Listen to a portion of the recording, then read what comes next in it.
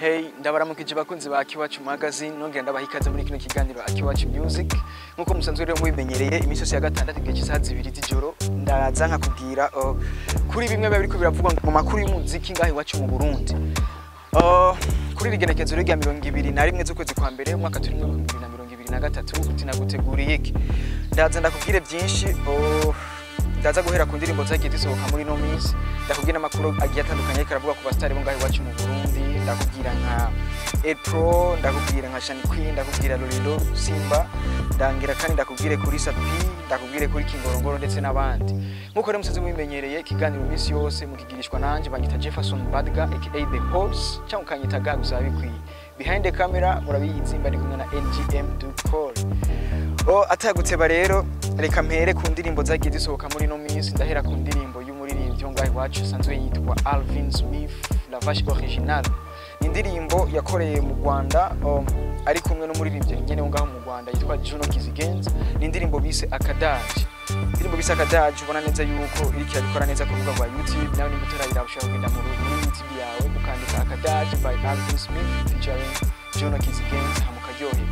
Nyuma yaho yarakoze indirimbo yise Turajana ari kumwe na Alin Sana ngaho mu gihugu cy'u Rwanda. Bigaragara neza yuko uyu muririmbyi ariko arashaka kwifatira neza akarere ko mu Rwanda mu muziki.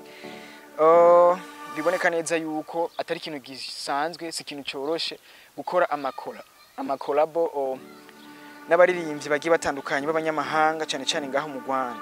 Iyi ndirimbo rero Akadaje ni indirimbo yakozwe n'umuhinyanyuzi asanzwe yitwa Rush akorera ngaho nyine mu Rwanda, ndetse mix na mastering ikaba yakozwe na Habel Skills, maze video amasanamu yakozwe n'uwitwa Johnny Rats, muramumenyereye mu video agiye atandukanye ngaho mu Burundi. Siyo gusa rero hari n'indi ndirimbo yasohotse yitwa Uzompoza Amarira. Uzompoza Amarira ya Gogo Blow, umwigeme w'umurundikazi ubona ko nawe nyene atabikora nabi, abikora neza cyane. Uyu mwigeme akaba asanzwe agendana ubumuga bwo kutabona. Umwigeme asanzwe agendana ubumuga bwo kutabona bwamufashe giturumbuka aho yari ari ku ishuri mu mwaka wa 12 cyangwa seconde science, aho yari ari ubumuga bw'amaso buramufata kuko inabu. Uyu muririmbyikazi rero akaba yakoze indirimbo yita Uzompoza Amarira. Ubona neza ko ari video yakozwe na Peniel Pro, amasanamu akorerwa muri Homewood. Siyo gusa hari n'indi ndirimbo yasohotse yitwa Yarampaye Ariko ari kumwe n'umuririmbyi wo mu Rwanda amwita Kivon King ngaho mu gihugu cy'u Rwanda, yakoranye indirimbo na Kurikirana bayita Yarampaye. Hari n'indi ndirimbo yasohotse ni remix, nobwira nti ni remix ya Davis D ari kumwe na Big Fizzo, Desire Mugani, indirimbo bise True for Dare yari isanzwe hari ya Davis D wenyine, maze bayikorera remix.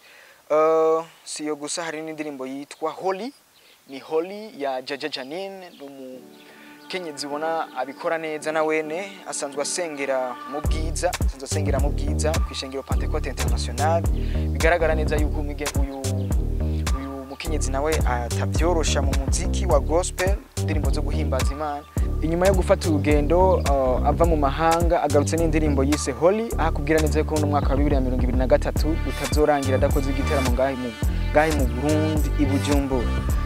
Iri ndirimbo yasohotse ni turirimbo zitifujwe ya Lolilo Zomaniza. Indirimbo ubona nayo kitari kirabyorosha, indirimbo ifite amajambo ahanura cyane, indirimbo imeze neza, nawe ushobora kuja muri YouTube kandika twirinde zitifujwe by Lolilo uhita uyibona.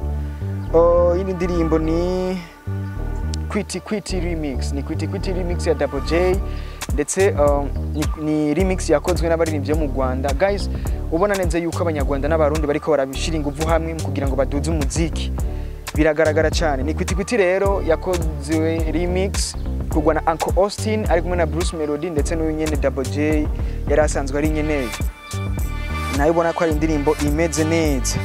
Reka ngaruke ndakubwire ku makuru ariko aravuga kuri The Fighter Production, isanzwe serukirwa imbere y'amategeko n'uwitwa Hassan Ibrahim canke benshi bamuzi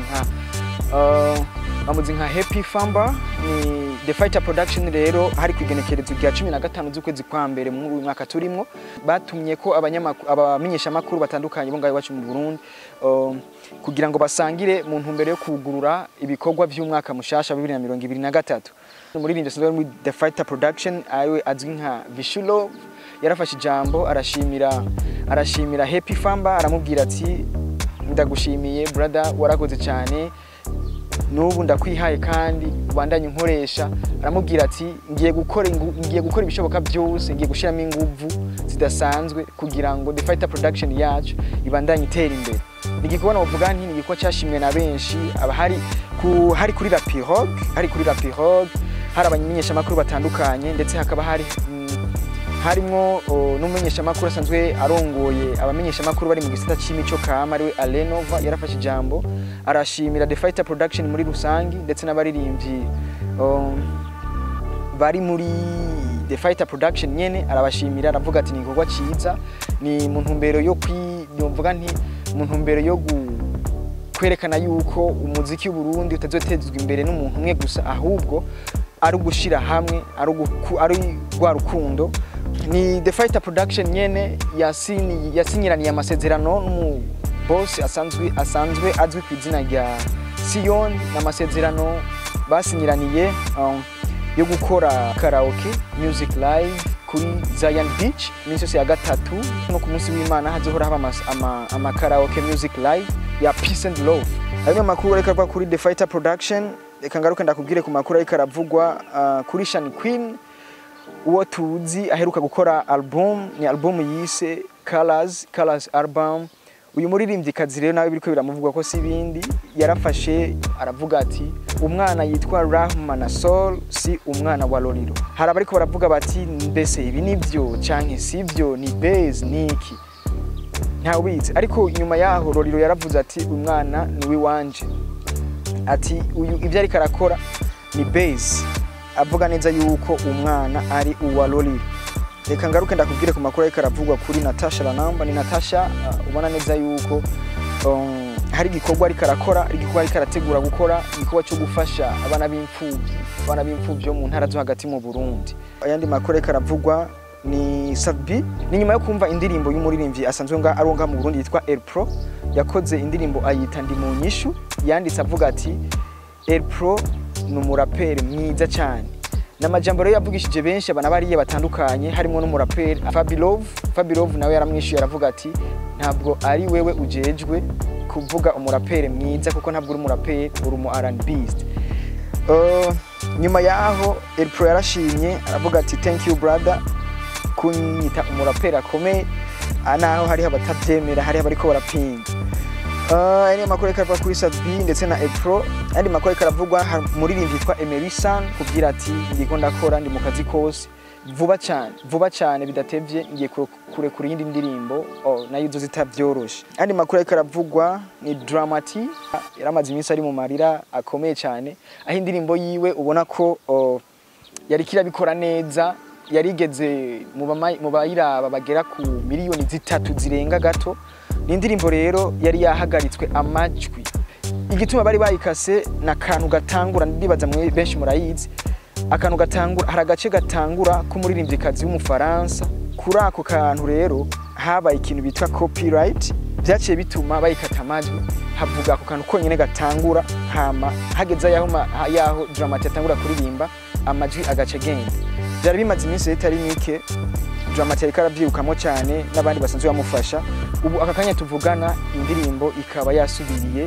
kuvuga ushobora kugenda kandi muri YouTube kayiraba yitwa Madame ya Dramati ndakubwire amakuru ariko aravugwa kuri Masterland muri Master Music Masterland akubwira ati inyuma yo gukora indirimbo nise Mafu ngiye gukora igiteramo ngahi Bujumbura ku itariki 27 z'ukwezi kwa mbere umwaka turimo azafise igiteramo kuri IFB Institut Français du Burundi aho ico giteramo kwinjira azo bari 5,000 ntimuze mutangwe mape niyo guys bakunzi ba Akiwacu magazine reka nze kandi ndakubwire ku makuru karavugwa kuri Inanga event ni Inanga event isanzwe itegura ibiteramo bitandukanye ikanategura inyigisho zitandukanye ku baririmbyi batandukanye.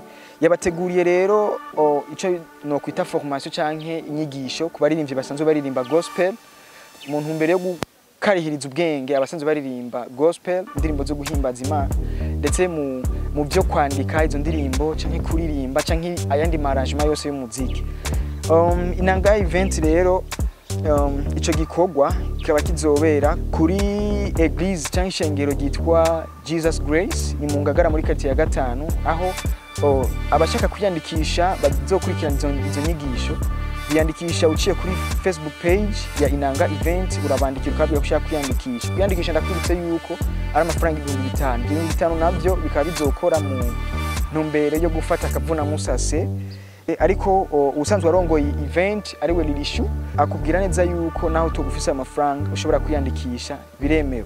Ico gikorwa rero kikaba kizoba kwigenekerezo rya 28, kwigenekerezo rya 28 z'ukwezi kwa mbere mu Ngagara.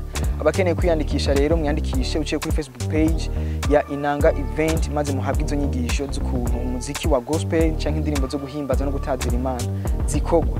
Ndakwibutsa yuko mu bazo ariko baratanga izo nyigisho harimo ibihanganye mu muziki wa gospel tuzi nka Apollinaire, hazoba harimo Michel nawe ni igihangange cyane mu muziki wa gospel guys. Hazoba harimo kandi n'uwo bita Pasteur Prudent nawe ni hazoba yibereye mu bariko batanga izo nyigisho. Reka ngaruke ndakubwire ku makuru ariko aravugwa ku muririmbyi asanzwe akora ibikorwa vyiwe muri leta zunze ubumwe za Amerika, nawe si wundi bamwita August. Arikategura guhura n'abasanzwe bamushigikira canke abafanzi biwe bo ngaha mu Burundi. Arikategura party ikomeye cyane aho bazohura bagasangira ari kumwe n'abafanzi biwe. Ndakubwira yuko August asanzwe ikategura n'amasanamu y'indirimbo yiwe yise Nyamwigendako.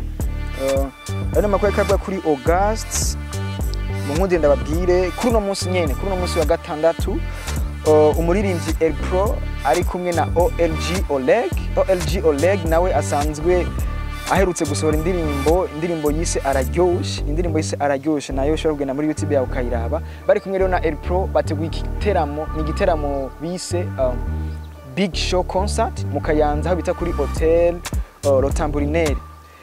Hey bakunzi ba Akiwacu Magazine, mu kiganiro AKiwacuMusic, mu nkunde ndangirize kuri no nkuru ya Big Fizzo ndetse na Kingorongoro Magic Soldier aho bagaragaye bari muri studio.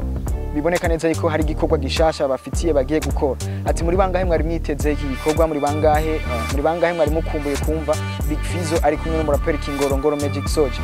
Nyandikira muri commentaire uvuge nimba nawe iki gikorwa uciteze. Ndabashimiye cyane bakunzi ba Akiwacu Magazine, mwafashe umwanya wanyu murakurikira kino kiganiro AKiwacuMusic. Nitwa Jefferson Badga aka the host, cyangwa kanyitaga gusaba bikwiye. Je twongeye tubonane ku munsi nk'uyu ku munsi wa gatandatu gihe cy'isaha 2 z'ijoro. Ciao ciao, ndabakunda cyane. Behind the camera bari kumwe na NGM Dukore. Bless up.